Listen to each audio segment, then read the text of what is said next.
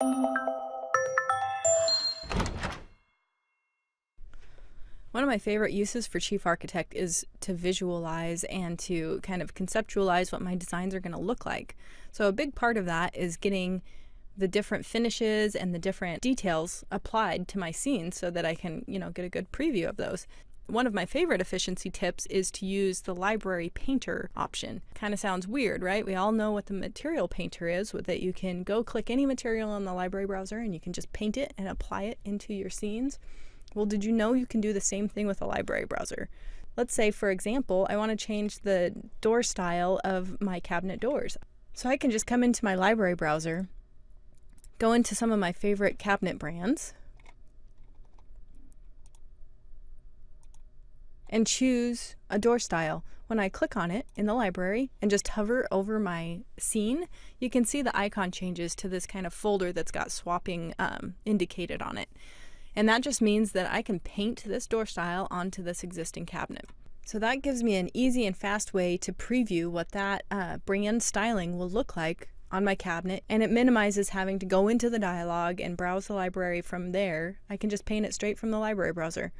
This works for not only cabinet doors, but you can do it on the hardware for your cabinets. You can add cabinet feet and millwork. You can use this for your balusters and your newels and your railings. You can do it for the molding profile kind of throughout the program. Anytime you see this cursor change while you're hovering over your object. So that's kind of the trick, is like when you go and pick something from the library browser and move around in the scene, once you see this cursor, you know that there's magic that's about to happen. The cool thing about this too is it works in the plan views in a lot of cases too. So you can do this in your plan view or in your 3D view, and it's a nice way to just kind of get instant gratification, which I really like.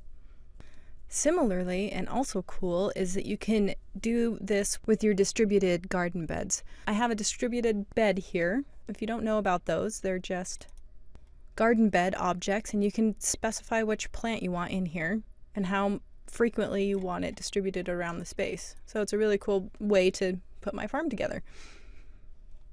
But the paint library object works for plant objects. So I can come into my library browser and let's find a different kale that we want to use here.